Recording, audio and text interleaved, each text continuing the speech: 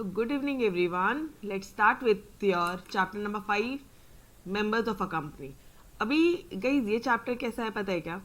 Company के members की बात हो रही है, मतलब कंपनी के शेयर होल्डर्स की बात हो रही है. कंपनी के मेंबर्स कौन होंगे? मैंने आपको फर्स्ट डे से एक थोड़ा सा कुछ आइडिया दिया था माइंड में, ठीक है, कि कंपनी के मेंबर्स मतलब कंपनी के शेयर होल्डर्स एक ही है, ऐसा बोला था. बट इस चैप्टर में मैं आके बोलूंगी कि नहीं भाई, मेंबर्स अलग है, शेयर होल्डर्स अलग है. मतलब हाँ जी, एकदम ठीक समझा. इस चैप्टर में I will tell you the real difference between, कि कई बार ऐसा भी होता है कि हम मेंबर्स बन जाते हैं लेकिन शेयर होल्डर नहीं होते, शेयर होल्डर बन जाते हैं लेकिन मेंबर्स नहीं होते. ठीक है, तो यहाँ पे अपन ये जो वर्ड है मेंबर्स, इसका डिटेल में स्टडी करने वाले हैं. ऑलराइट, एकदम मस्त इंटरेस्टिंग वाला स्टोरी जाएगा पूरा, एंड आप खुद बोलोगे हाँ यस मैम, मज़ा आई.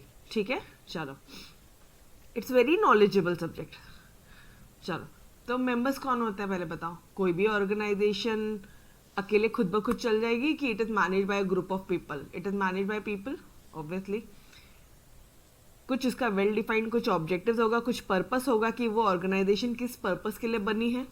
यस, तो लिख दो, एजुकेशन हो गया, एंटरटेनमेंट हो गया, स्पोर्ट्स हो गया, हेल्थ हो गया, या बिजनेस करने के लिए बनी है, तो भाई ठीक है. It is rightly said that कि कोई भी ऑर्गेनाइजेशन वो बाय द मेंबर्स है.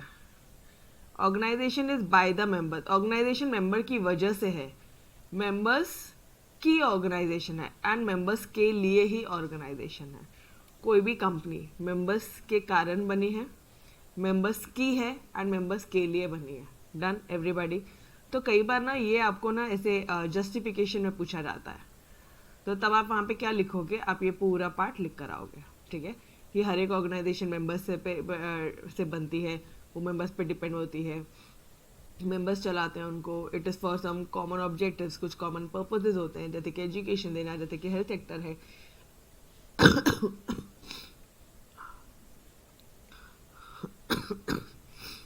जैसे कि बिजनेसेस वगैरह है, ये सारी चीज़ें. फिर आप बोलोगे कि हाँ yes, it is rightly said that organisation जो है वो मेंबर्स के द्वारा, it is by the members. Organisation members के द्वारा है, मेंबर्स की है, और मेंबर्स के लिए है. Done everybody. तो यहाँ से एक जस्टिफिकेशन का क्वेश्चन आ सकता है. ठीक है, okay. Now meaning of member. Member का मतलब क्या होता है? एंड बहुत ज़्यादा सर्दी खांसी हो गया, बहुत ज़्यादा हो गया, कोई ना. मेंबर्स होते क्या है, कौन होते हैं मेंबर्स, और क्या रिक्वायरमेंट है मेंबर बनने के लिए? What are the prerequisites. Requisites मतलब what are the requirements to become a member. ठीक है, पहले तो ये बताओ मेंबर कौन होते हैं. देखो, एक बहुत ही आसान सा तरीका है कंपनी में मेंबर बनने का. कंपनी में मेंबर बनना है मतलब तुम किसी कंपनी का शेयर्स खरीद लो, तुम मेंबर हो जाओगे. यही मैंने आपको बताया था, अभी तक के चैप्टर में यही बताते, तब वही लिखोगे. अच्छा, कंपनी का शेयर खरीदने के बाद में क्या हो जाता है, आपका जो नाम है वो रजिस्टर ऑफ मेंबर्स में आ जाता है, कंपनी के रजिस्टर ऑफ मेंबर्स में आ जाता है. ठीक है, तो a member is a person, ये एक ऐसा बंदा होता है जिसका नाम रजिस्टर ऑफ मेंबर्स में लिखा है. उनकी जो एक रजिस्टर है, मेंबर्स की रजिस्टर है, उसमें अगर आपका नाम लिखा है तो yes, you are member of a company. और एंड जिन्होंने इक्विटी शेयर खरीदा है, who is the holder of equity shares, who is the holder of equity shares, whose name is entered as beneficial owner in the record of depository. Madam अब ये क्या, ये दो term कौन से आ गए? बताती हूँ, सारी चीज़ें बताती हूँ. देखो, सबसे पहले रजिस्टर ऑफ मेंबर्स क्या होता है ये बताओ. कंपनीज एक्ट 2013 बोलता है कि एक ऐसा रजिस्टर बनाना पड़ेगा जहाँ पे आपको सारे मेंबर्स की लिस्ट देनी पड़ेगी. वो हो गया तुम्हारा रजिस्टर ऑफ मेंबर. मतलब मैडम, मतलब फॉर एग्जाम्पल कंपनीज एक्ट 2013 बोलता है कि एक रजिस्टर बनाओ जिसमें सारे मेंबर्स की लिस्ट बोलो, वो हो गई तुम्हारी register of members. Is that point clear? Register of members clear है एवरीवन? क्या होता है register of members? Yes Aditi, Darshan, ये समझ में आया. रजिस्टर ऑफ मेंबर्स करते एक ऐसा रजिस्टर जिस पे नाम लिखा है रे शेयर होल्डर्स का, मेंबर्स का नाम लिखा है, खत्म, बात खत्म. ठीक है, ओके. तो ये फर्स्ट पॉइंट में एक जो नया वर्ड आया रजिस्टर ऑफ मेंबर्स, ये मैंने आपको बता दिया, यहाँ पे लिख कर दिया है. ठीक है, नेक्स्ट पॉइंट में एक वर्ड आया है बेनिफिशियल ओनर। कौन होता है? डिपॉजिटरी। कौन? पहले ये दो टर्म समझो, फिर ये पूरी लाइन आपको समझेगी। डिपॉजिटरी क्या होता है? डिपॉजिटरी ये एक ऐसा इंस्टीट्यूशन है, ठीक है, या आप ऐसा इंस्टीट्यूशन है जो व्हाट यू कैन से, जिन्होंने तुम्हारे जो शेयर्स है ना उसको डीमैट फॉर्म में या इलेक्ट्रॉनिक फॉर्म में रखा है। In India there is only two types of depository, NSDL and CDSL। NSDL और CDSL। तो ये जो डिपॉजिटरीज होती है, इन्होंने आपके जो शेयर्स है उसको इलेक्ट्रॉनिक फॉर्म में या बोल दो डीमैट फॉर्म। डीमैट मालूम है? डीमैट फॉर्म, आप अपना डीमैट अकाउंट ओपन कराते हो जब आपको शेयर्स में ट्रेडिंग वगैरह करनी पड़ती है, तो किसके पास करवाते हो? डिपॉजिटरी के पास करवाते हो। डिपॉजिटरी तुम्हारे शेयर्स को इलेक्ट्रॉनिक फॉर्म में डीमैट में रखता है, मतलब वो एक इंस्टीट्यूशन ऐसा समझो। क्या है वो? इंस्टीट्यूशन। और ऐसे कितने इंस्टीट्यूशन है मैम? दो, एक है NSDL, एक है CDSL। बस इतना ही ध्यान रखो कि ऐसा इंस्टीट्यूशन है जो अपना शेयर डीमैट फॉर्म में, इलेक्ट्रॉनिक फॉर्म में अपने पास जमा रखता है। जैसे बैंक कैसे है? बैंक क्या करती है डियर? अपना पैसा ऑनलाइन मेंटेन करती है, यस और नो? वैसे ये डिपॉजिटरी अपना शेयर ऑनलाइन मेंटेन करता है। Now clear? Crystal clear? जैसे बैंक अपना पैसा ऑनलाइन रखती है, वैसे डिपॉजिटरी अपनी शेयर ऑनलाइन रखता है। डन? एवरीबॉडी? इजी? पक्का? ठीक है। अब ध्यान देखना, people who are associated with an organisation are known as member. जो भी कोई पर्सन मेंबर से एसोसिएटेड है, मतलब ऑर्गेनाइजेशन से एसोसिएटेड है, वो मेंबर कहलाएगा, ठीक है। एक मेंबर कौन है? ही इज अ पर्सन जिसका नाम रजिस्टर ऑफ मेंबर्स में है। रजिस्टर ऑफ मेंबर्स में नाम है, जैसे दर्शन ने शेयर खरीदा तो दर्शन का नाम रजिस्टर ऑफ मेंबर्स में है। एंड इंक्लूड्स, और वो ऑल्सो इंक्लूड करता है holder of equity share whose name is entered as beneficial owner in the records of depository। अब मैम बेनिफिशियल ओनर कौन होता है? बेनिफिशियल ओनर, जैसे मान लो दर्शन ने शेयर होल्ड किया है, ठीक है, the investor who actually owns and has interest in the security is known as beneficial owner. तो बेनिफिशियल ओनर कौन हो गया? दर्शन। या मान लो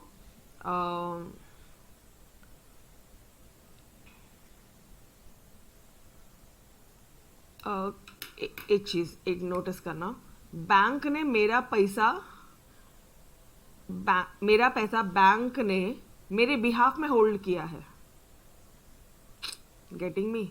अच्छा, बैंक को जाने दो। डिपॉजिटरी ने मेरा शेयर्स मेरे बिहाफ में होल्ड करके रखा है, तो depository will be beneficial owners और एल्स दर्शन। ये दोनों में से कोई भी एक बेनिफिशियल ओनर होगा। वापस से, डिपॉजिटरी ने मेरा शेयर्स मेरे बिहाफ में होल्ड करके रखा है, इलेक्ट्रॉनिकली होल्ड करके रखा है। डिपॉजिटरी क्या होता है? इलेक्ट्रॉनिकली शेयर होल्ड करके रखा, मेरे बिहाफ में होल्ड करके रखा, तो वो कौन हो गया? बेनिफिशियल ओनर्स हो गए। डन? एवरीवन समझ में आया? तो अब बस ये सिर्फ एक बार समझना रहता है, इसलिए एग्जाम में इससे रिलेटेड क्वेश्चन वगैरह नहीं पूछेंगे, ठीक है। हाँ, फिलअप्स वगैरह आ सकता है कि कितने टाइप ऑफ डिपॉजिटरी है, तो एक है NSDL और दूसरा है CDSL। वापस से बोलना, national securities depository limited, central depository services limited. NS के बाद में D आ रहा है और C के बाद में DSL आ रहा है। यहाँ पे D लेट आ रहा है, थर्ड टर्म है, यहाँ पे सेकेंड टर्म है। तो national securities depository limited, central depository securities limited. Done? तो सर्विसेज लिमिटेड, सॉरी, थोड़ा सा ध्यान रखने की भी टेक्निक रखना। अब मोस्टली यहाँ पे है ना, आपको फुल फॉर्म में मोस्टली ये चीज़ आ जाती है, सेंट्रल डिपॉजिटरी सर्विसेज लिमिटेड, और यहाँ पे national securities depository limited. Done? ठीक है। तो डी मेंबर कौन होता है अब ये बता दो, जिसका नाम रजिस्टर ऑफ मेंबर्स में है और जिसने बेनिफिशियल, जिसने होल्ड किया है हमारा share, it includes holder of shares whose name is entered as beneficial owner in the records of depository। जिसने डिपॉजिटरी ने, जिसका नाम बेनिफिशियल ओनर अपने बुक में मेंटेन किया है, वो हो जाएगा मेंबर। मैम नहीं समझा, डिपॉजिटरी भी समझ गया, बेनिफिशियल ओनर भी समझ गया, बट ये जो आप बोल रहे हो ये थोड़ा सा नहीं समझा। डिपॉजिटरी ने, NSDL ने, जिसका नाम होल्डर ऑफ शेयर्स लिखा है, जैसे यहाँ पे लिख दिया दर्शन, तो दर्शन कौन हो गया? Member of shares. डिपॉजिटरी ने जिसका नाम होल्डर ऑफ शेयर्स बनाया है, ठीक है, जिसका नाम बेनिफिशियल ओनर के तौर पे लिखा है, तो वो कौन हो गया? मेंबर कहलाएगा। दर्शन कौन कहलाएगा? मेंबर कहलाएगा। और दूसरा वाला फर्स्ट पॉइंट क्या था? जिसका नाम रजिस्टर ऑफ मेंबर्स में, वो मेंबर है। और दूसरा क्या है? डिपॉजिटर ने जिसको बेनिफिशियल ओनर बोला है, वो हो जाएगा तुम्हारा बेनिफिशियल ओनर, मेंबर हो जाएगा। डन एवरीवन, सिंपल है। डिपॉजिटरी के रिकॉर्ड्स में बेनिफिशियल ओनर करके तुम्हारा नाम होना चाहिए। डिपॉजिटरी के रिकॉर्ड्स में तुम्हारा नाम होना चाहिए, ये पॉइंट ध्यान रखना, ठीक है? Yes, okay. Now what are the prerequisites? क्या रिक्वायरमेंट है अगर किसी बंदे को मेंबर बनना, अगर दर्शन को मेंबर बनना है कंपनी का, तो क्या रिक्वायरमेंट है? एग्रीमेंट होना चाहिए राइटिंग में कि वो रेडी हमारे कंपनी के शेयर्स लेने के लिए, और उसका नाम रजिस्टर ऑफ मेंबर्स में होना चाहिए, खत्म। एक तो होल्डर ऑफ शेयर्स होना चाहिए, उसका नाम रजिस्टर ऑफ मेंबर्स में होना चाहिए, खत्म। वही तो बातें ऊपर बोली थी, holder of equity shares and register of members, यहाँ पे भी वही बोला। To take the shares of the company, agreement होना चाहिए राइटिंग में एग्रीमेंट होना चाहिए, ठीक है, और रजिस्टर ऑफ मेंबर्स। तो यहाँ पे बस ये एक पॉइंट न्यू है कि एग्रीमेंट होना चाहिए राइटिंग में। Is this part clear everybody? समझ में आया क्या? देखो एसपी जो सब्जेक्ट है वो थोड़ा सा क्रिटिकल थोड़ा सा होता जाएगा, ठीक है, but trust me it's very interesting यार, मज़ा आती है। क्योंकि अभी तक आपकी मैम ने क्या बताया था? मेंबर शेयर होल्डर एक है। इस चैप्टर में आके बताएगी नहीं अलग है। इस चैप्टर में मैडम आपकी बताएगी कि नहीं रे भाई अलग है, तो it's purely based on stories, खत्म, ठीक है।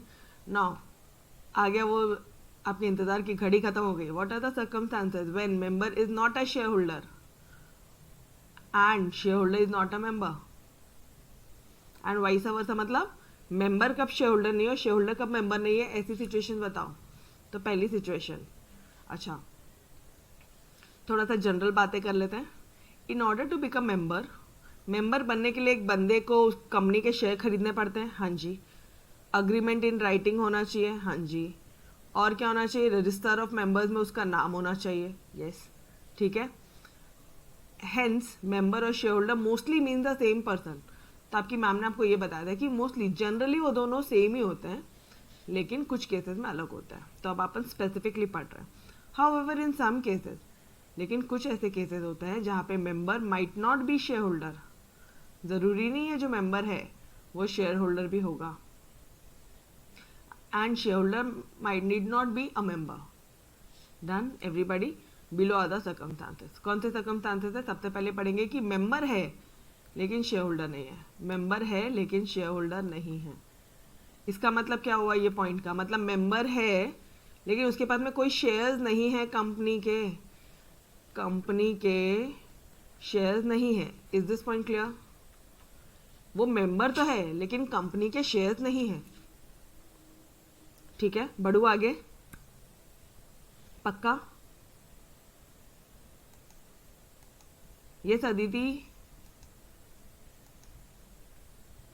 हाँ बता रही हूँ। तो वही तो केसेस पढ़ेंगे अभी अपन, शांति, वही तो केसेस पढ़ेंगे। देखो अगर एमओए में मैंने साइन कर दिया है, एमओए में मेरा सिग्नेचर है, प्रीति मेरा नाम है, मेरा सिग्नेचर है, लेकिन मैंने वहां पे कोई शेयर परचेज नहीं किया, तो whether I will be member और नॉट, टेल मी। मैं मेंबर रहूंगी लेकिन शेयर होल्डर नहीं रहूंगी, समझ में आया? पहला point done.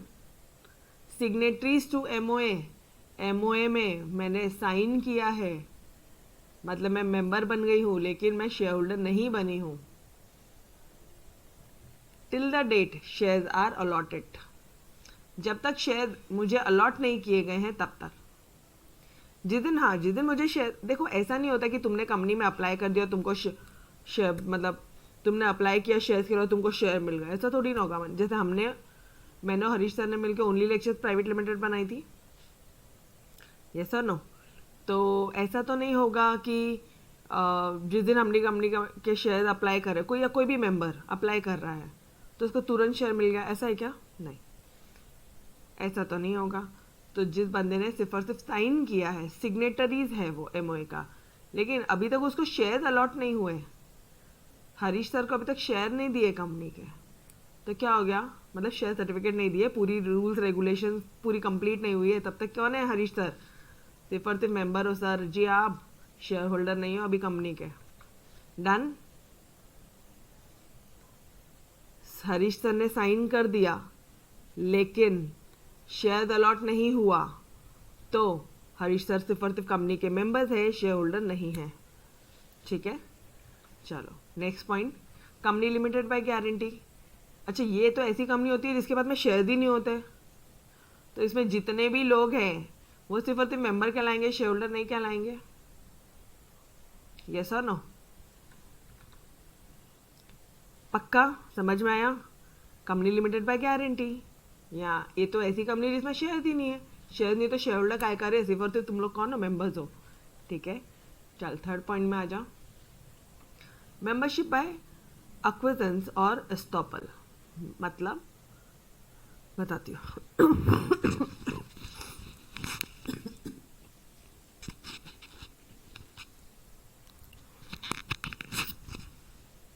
If a person, अगर कोई पर्सन है मिस रिप्रेजेंट करता है हिमसेल्फ एज अ मेंबर, मतलब एस्टॉपल मतलब क्या होता है?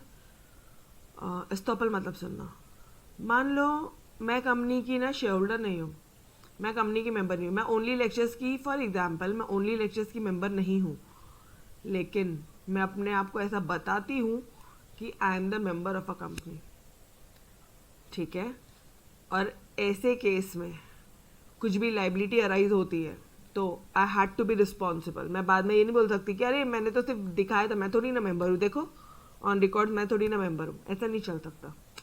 अगर आपने ऐसा दिखाया है कि आप मेंबर हो, if a person misrepresent, अपने आप को झूठा दिखाता है, himself as a member, then he shall be stopped from refuting. मतलब फिर तुम डिनाई नहीं कर सकते, रिफ्यूट मतलब फिर तुम डिनाई नहीं कर सकते हिज पोजीशन सब्सिक्वेंटली कि तुम मेंबर नहीं हो, फिर ऐसा माना जाएगा कि तुम मेंबर हो and you will be held responsible and is liable as a member even though he is not a shareholder. अरे let's take an example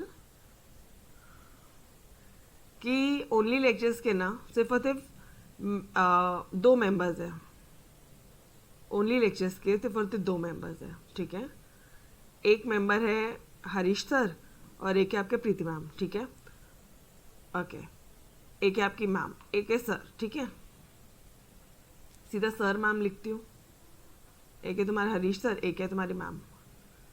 now अब एक ऑफिस का स्टाफ आया और वो बोलता है कि उसने ऐसा गलत झूठा दिखाया कि मैं भी इस कंपनी का मेंबर हूँ। ठीक है, फॉर एग्जाम्पल ऑफिस में कोई स्टाफ है, वो भी बताता है कि भाई वो ऐसा दिखाता है कि मैं कंपनी का मेंबर हूँ, तो आप बाद में डिनाई नहीं कर सकते कि तुम मेंबर नहीं हो, और जो भी कुछ पैसा तुमको भरना पड़ेगा वो तुम्हें भरना है, and he is held liable as a member. भले तुम्हारे पास में शेयर होल्डर नहीं है, शेयर्स तो हमारे पास में है, कंपनी के शेयर्स, भले तुम्हारे पास में शेयर नहीं है पंकज सर, भले आपके पास में शेयर नहीं है, लेकिन आप कंपनी के मेंबर कहलाओगे and you will be held responsible, you will be held liable as a member. भले आप शेयर होल्डर नहीं हो, चलेगा, आप मेंबर कहलाओगे भले ही आपके पास में शेयर नहीं है कंपनी के। तो ये तीसरा केस हुआ, सेम मतलब है, एक्विजिशंस एंड एस्टॉपल मतलब सेम है, आप यहाँ पे मिस इंटरप्रेट कर रहे हो। ठीक है, आप यहाँ पे गलत दिखा रहे हो सामने वाले को। डन, एक ही चीज ध्यान रखो, यस, अननेसेसरी कंफ्यूजन का सवाल ही नहीं है। यहाँ पे रिफ्यूटिंग मतलब भी लिख दिया मैंने, रिफ्यूटिंग मतलब डिसअप्रूव। अब बाद में डिसअप्रूव नहीं कर सकते, पंकज सर बाद में डिनाई नहीं कर सकते कि नहीं नहीं मैं नहीं हूँ मेंबर, अरे ऐसा थोड़ी ना सर, पहले हाँ बोला ना फिर। ठीक है, मान लो उनका नाम सुन के उनके किसी रिश्तेदार ने कंपनी के शेयर खरीद लिए, ठीक है, तो वो बंदे को लायबल रहना पड़ेगा, भले ही उसके खुद के पास में शेयर नहीं है, वो शेयर होल्डर नहीं है, लेकिन वो मेंबर कहलाएगा कंपनी का। डन। एवरीबडी मतलब कोई भी तीसरा इंसान कंपनी के बिहाफ में ऐसा बताता है कि मैं मेंबर हूँ और बाद में बोलता है, बाद में उसके पास में शेयर्स नहीं है बट बोलता है नहीं नहीं मैं मेंबर हूँ, तो सर आपने झूठ बोला ना, आप मेंबर कहलाओगे and you will be liable for that cost. Done everybody. Okay. A person who knowingly permits entering its name in the register of member as a member. अच्छा, नेक्स्ट पॉइंट क्या है? एक ऐसा पर्सन, ठीक है, अब थोड़ा ध्यान से देखना। अब बुक खोलो अपनी, थोड़ी फटाफट से टेक्स्ट बुक खोलो, बताती हूँ मैं। Page number 68। ये वाला पॉइंट कौन सा पॉइंट हुआ डियर? एस्टॉपल का पॉइंट हुआ। कौन सा पॉइंट हुआ ये वाला? एस्टॉपल का पॉइंट हुआ। और ये वाला पॉइंट कौन सा पॉइंट है? एक्विसेंस का पॉइंट है। एक्विसेंस मतलब जिसने खुद ने हाँ भरी है, जिसने खुद ने हाँ भरी है, जिसने खुद ने परमिट किया है कि हाँ जी मेरा नाम लिख ले मेंबर में। मतलब अब ये कौन सा केस है? ऊपर तो पंकज सर झूठ बोल रहे हैं कि मैं मेंबर हूँ, यहाँ पे पंकज सर ने अपने आप को परमिट किया कि हाँ बोल दे मैं मेंबर हूँ, ठीक है। अ person who knowingly permits entering his name in the register of member. जो बंदा अग्री होता है, एक्विसेंस मतलब अग्री होना, एक्विसेंस मतलब परमिट करना। अभी समझा?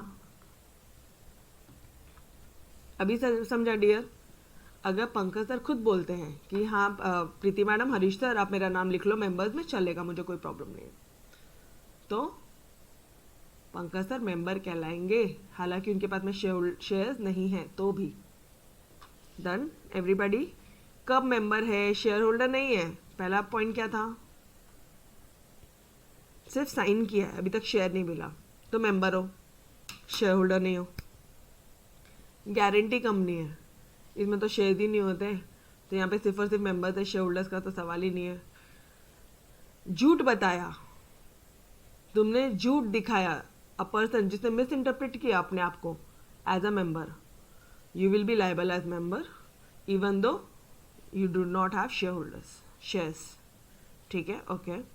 या फिर एक ऐसा बंदा जिसने अपने आप को परमिट किया, एक्विसेंस किया, परमिट कर दिया, मैंने अग्री कर दिया कि yes I am the member, ठीक है, तो इवन दो मेरे पास में शेयर नहीं है तो I will be the member of a company. Done everybody. ऊपर झूठ बोल के कर रहा है, वो मिस इंटरप्रेट कर रहे हैं, सामने वाले को धोखा दे रहे हैं। ये तो होता है ना, कभी कभी चुप रहते हैं, कोई इंसान चुप रहता है, उसकी चुप भी हाँ मानी जाती है। जैसे अभी कोई तीसरा इंसान आता है, पंकज सर आप भी मेंबर हो, अब पंकज सर चुप है, ये हो गया एस्टॉपल का केस, ठीक है।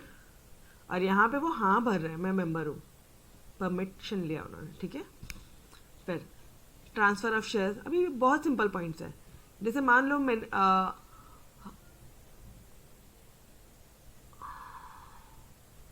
अब इस पॉइंट में क्या हुआ है, हरीश सर ने क्या किया, अपने जो शेयर्स है वो बेच दिए। किसको बेच दिए? मनीषा मैडम को बेच दिए। मनीषा मैम को हरीश सर ने अपने शेयर्स बेच दिए, ओके बॉस।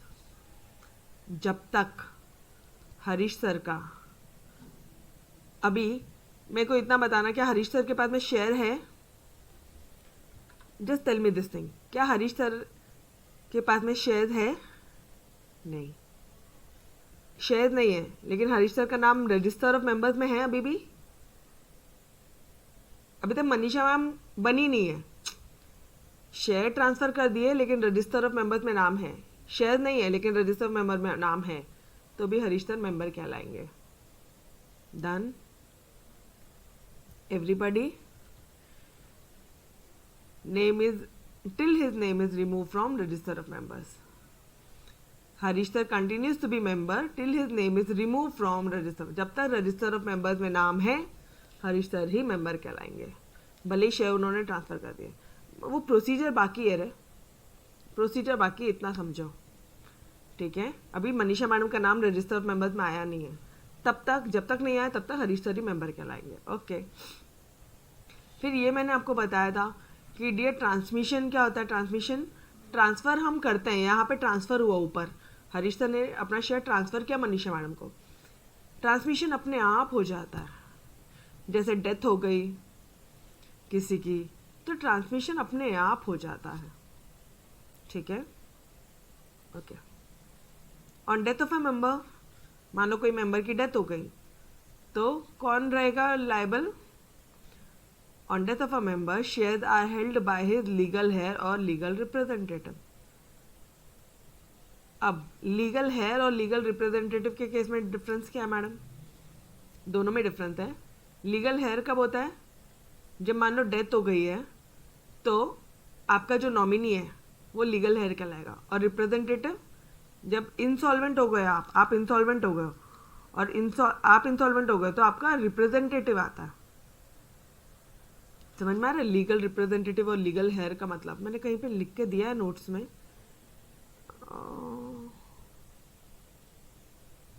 हाँ ये देखो, legal here in case of death of member, death of member के केस में लीगल हेयर बोला जाता है, और लीगल रिप्रेजेंटेटिव कौन होता है? इंसॉल्वेंसी के केस में लीगल रिप्रेजेंटेटिव होता है, ठीक है। Done everyone? यस, तो कंफ्यूजन मत हो ना। अभी 11th स्टैंडर्ड में इतना डिटेल नॉलेज नहीं रहेगा तो भी चलेगा, ऊपर ऊपर से बस, that's it, nothing else. On death of a member shares are held by his legal heir और रिप्रेजेंटेटिव, जो भी कुछ है, ठीक है। डिसीज पर्सन, जो मर गया है बंदा, अब वो तो शेयर होल्डर, अभी तुम ऐसा तो नहीं बोलोगे कि वो शेयर होल्डर था, वो तो मर गया है ना, वो शेयर होल्डर था ऐसा तो नहीं बोलोगे, वो तो है ही नहीं दुनिया में, तो वो शेयर होल्डर तो नहीं होगा, लेकिन येस वो मेंबर जरूर कहलाएगा till transmission of shares is complete. जब तक शेयर्स उसके लीगल हेयर के नाम में ट्रांसफर नहीं हो जाते तब तक वो मेंबर जरूर कहलाएगा। समझ में आया? एक बार वापस से, डेथ हो गई है, ठीक है, कोई भी बंदे की डेथ हो गई है, ओके, शेयर्स उसके ऑटोमेटिकली शेयर्स उसके लीगल हेयर को शिफ्ट हो जाएगा। जैसे फॉर एग्जांपल मेरे शेयर मेरी मम्मी के नाम पे चले गए, ठीक है, ओके। अब ऐसा तो नहीं बोला जाएगा कि मैं शेयर होल्डर थी, हाँ, तो क्या बोलोगे आप ऐसा तो नहीं बोलोगे कि ये ही वो द शेयर होल्डर, ऐसा था या थी, ऐसा तो नहीं बोलोगे। तो मैं शेयर होल्डर नहीं कहलाऊंगी, मेंबर जरूर कहलाऊंगी, क्योंकि आज भी रजिस्टर ऑफ मेंबर में मेरा ही नाम है। जिस दिन वो नाम कट होके मेरे मम्मा का नाम आ जाएगा तो मेरी मम्मा शेयर होल्डर कहलाएगी। डन? अरे just an example dear, just an example, ठीक है। हाँ, अब आ जाओ, ट्रांसमिशन ऑफ शेयर कब कंप्लीट होता है? जब उसका नाम रजिस्टर में आ जाता है। when the shares of deceased member are registered in the name of legal heir, जब मेरे शेयर्स मेरी मम्मा के नाम पे शिफ्ट हो जाएंगे तब बोलोगे आप ट्रांसमिशन हो गया, ठीक है। या ट्रांसमिशन मतलब बाय लॉ ट्रांसफर हम करते हैं, ट्रांसमिशन अपने आप हो जाता है, ठीक है। अपने दादाजी की प्रॉपर्टी डायरेक्ट पापा के नाम, पापा की अपने, ऐसे sequence wise. Done? Okay, now last point, on insolvency of a member, जब कोई मेंबर इंसॉल्वेंट हो जाता है, shares are held by official receiver और assignee appointed by the court. Member insolvent हो गया मतलब हरीश सर ने हाथ खड़े कर लिए, कुछ पैसा नहीं है अभी अपने पास, फिर क्या करने का? कोर्ट एक ऑफिशियल रिसीवर या ऑफिशियल असाइनी अपॉइंट करेगी, ठीक है। सो इंसॉल्वेंट पर्सन मेंबर कहलाएगा लेकिन शेयर होल्डर नहीं कहलाएगा। हरीश सर मेंबर जरूर कहलाएंगे लेकिन शेयर होल्डर नहीं कहलाएंगे। समझ में आ रहा है? ये ऑफिशियल रिसीवर कौन होता है? ये ऐसा बंदा होता है जो गवर्नमेंट अपॉइंट करती कि भाई तो पूरे इनकम प्रॉपर्टी उस बंदे की डील कर, ठीक है। मान लो ये मिस्टर ए है, तो ये मिस्टर ए अब हरीश सर की सारी प्रॉपर्टी सब देखेगा, चेक करेगा, ये कौन हो जाएगा? ऑफिशियल रिसीवर या ऑफिशियल असाइनी। Done everybody? ठीक है, चलो आ जाओ वापस एक बार फटाफट देखे क्या क्या पढ़ा। आप मेंबर हो, शेयर होल्डर नहीं हो। कब? जब आपने साइन किया एमओए में लेकिन अभी तक शेयर अलॉट नहीं हुआ है, पहला पॉइंट। एक्विजेंस, आपने परमिट किया है या फिर आपने एस्टॉपल किया है, मतलब मिस इंटरप्रेट किया है। आपने एक्विजिशन दिया, आपने खुद ने अग्रीड किया है या आपने एस्टॉपल किया है, तो आप मेंबर कहलाओगे, लेकिन आप शेयर होल्डर नहीं हो। मतलब आपने झूठा दिखाया था कि हाँ हाँ हम मेंबर है, बल्कि नहीं थे आप। आपने ट्रांसफ़र कर दिया, हरीश सर ने मनीषा मैडम के केस में नाम ट्रांसफ़र कर दिया, शेयर ट्रांसफ़र कर दिए, शेयर नहीं है उनके पास में, लेकिन अभी भी रजिस्टर ऑफ मेंबर में नाम है, हरीश सर मेंबर है, शेयर होल्डर नहीं है। ठीक है। On death on death of a member या सक्सेशन, सक्सेशन मतलब दादाजी की प्रॉपर्टी अपने नाम, सक्सेशन। ट्रांसमिशन अपने आप, ट्रांसमिशन बाय लॉ होता है, लीगली अपने आप हो जाता है। ठीक है। तो इस केस में आप ऐसा नहीं बोलोगे कि जो बंदा मर गया है वो शेयर होल्डर था। हाँ, कौन कहलाएगा वो?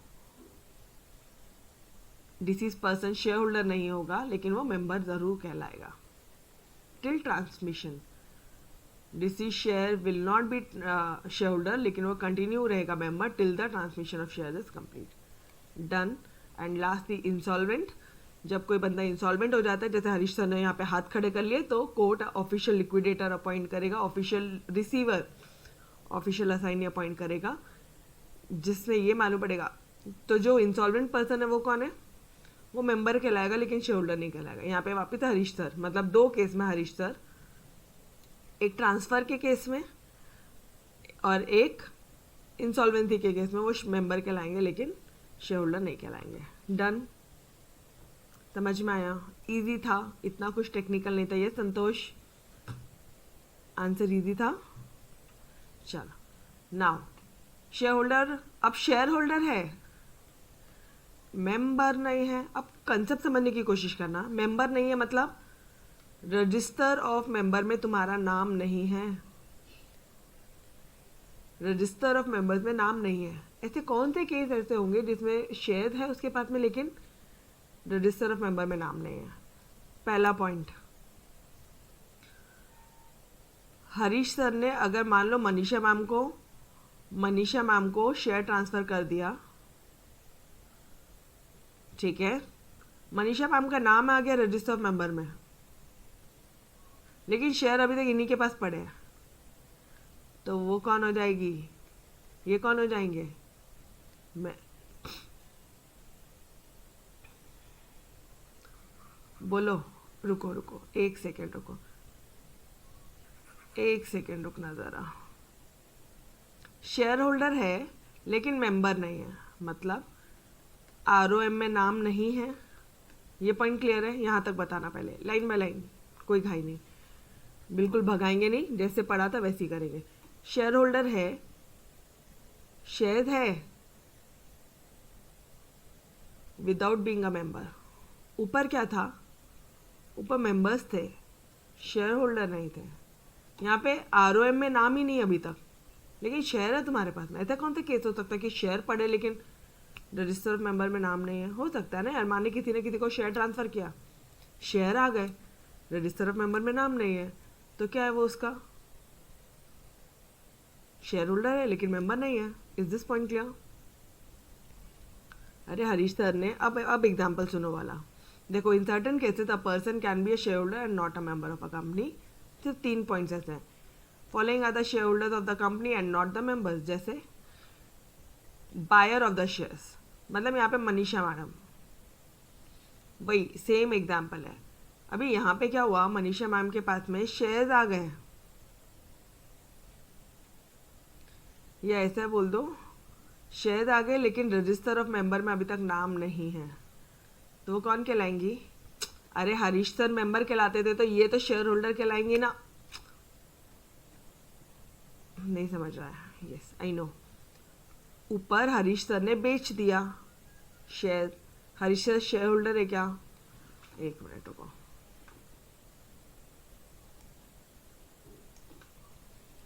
ध्यान से। हाँ, हरीश सर ने बेच दिया शेयर्स अपने मनीषा मैडम को।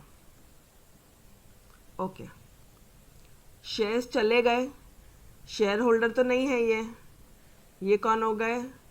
मेंबर। क्यों? क्योंकि ROM में नाम है, रजिस्टर ऑफ मेंबर्स में नाम है। अब शेयर किसके पास आ गए, इनके पास तो नहीं है, शेयर यहाँ आ गए, तो ये कौन कहलाएंगी, शेयर होल्डर। ROM कहलाएगी क्या, रजिस्टर ऑफ मेंबर में नाम है क्या, नहीं, क्योंकि आज भी हरीश सर का नाम है, तो ये मेंबर कहलाएंगी क्या, नहीं। अब बोलो, डन। समझ में आया, ये लिख लो, लिख लो, ये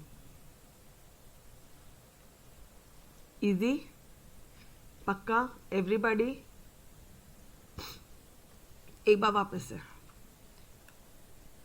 हरीश सर ने शेयर बेच दिए, शेयर किसके पास है, मनीषा मैडम। कौन शेयर होल्डर, ये, इनके पास शेयर होल्डर है क्या, नहीं, इनके पास शेयर है क्या, नहीं, तो इनके पास ये शेयर होल्डर कहलाएंगे क्या, नहीं। शेयर किसके पास, मनीषा मैडम। कौन share holder, Manisha madam. Is this point clear. First चीज समझिए आपको। नाउ रजिस्टर ऑफ मेंबर्स जो इसमें हरीश सर का नाम है, हाँ, तो वो मेंबर कहलाएंगे। यहाँ पे इनका नाम नहीं, अभी तक एंट्री होना बाकी है, रजिस्टर ऑफ मेंबर में। जब एंट्री होगी तब मनीषा मैडम मेंबर कहलाएगी, तब तक के लिए हरीश सर ही मेंबर कहलाएंगे। तो ऐसे टाइम बीइंग की बातें हो रही है, सिर्फ टाइम बीइंग की बातें हो रही है, पूरा प्रोसीजर कंप्लीट नहीं हुआ, इसलिए सारी बातें हो रही है, ठीक है। तो ये कौन से केस में आएंगे, ऊपर वाले केस में मेंबर है लेकिन शेयर होल्डर नहीं है, और ये कौन से केस में आएंगे, नीचे वाले केस में शेयर होल्डर है लेकिन मेंबर नहीं है। Everyone understood clearly, crystal clear है बॉस, ओके।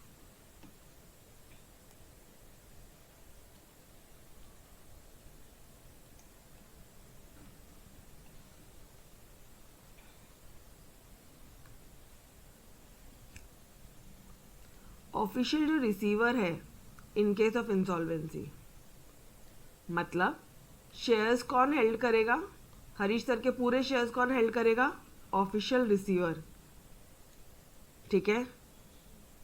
लेकिन मेंबर कौन है, हरीश सर ही कहलाएंगे। ऊपर यही पढ़ा था, ऊपर क्या पढ़ा था, इंसॉल्वेंसी के केस में हरीश सर के सारे शेयर्स ट्रांसफर हो जाएंगे ऑफिशियल रिसीवर के पास में। मतलब वो शेयर होल्डर नहीं है, ये शेयर होल्डर है, वो मेंबर है, क्यों, क्योंकि ROM में नाम है, ये मेंबर नहीं है, क्यों, क्योंकि ROM में नाम नहीं है। तो ये कौन सा केस हो गया, शेयर होल्डर नहीं है लेकिन मेंबर है। ये कौन सा केस हो गया, शेयर होल्डर है लेकिन मेंबर नहीं है। समझ में आया एवरीबॉडी, एकदम क्रिस्टल क्लियर है। कोड पूरे शेयर ट्रांसफर कर लेता ऑफिशियल रिसीवर के पास में। कुछ शेयर्स बचे हैं ना, तो कोड पूरे जो शेयर्स है ना वो ट्रांसफर करने बोल देता है। तो शेयर तो ट्रांसफर हो गया, तो शेयर होल्डर ये हुआ है, ये शेयर होल्डर नहीं हुआ है, शेयर होल्डर नहीं लेकिन मेंबर है, शेयर होल्डर है लेकिन मेंबर नहीं है। डन एवरीवन, तोड़, ये लिख लेना यारो, प्लीज लिख लेना, ये दोनों पॉइंट ऊपर नीचे दोनों हैं, ठीक है।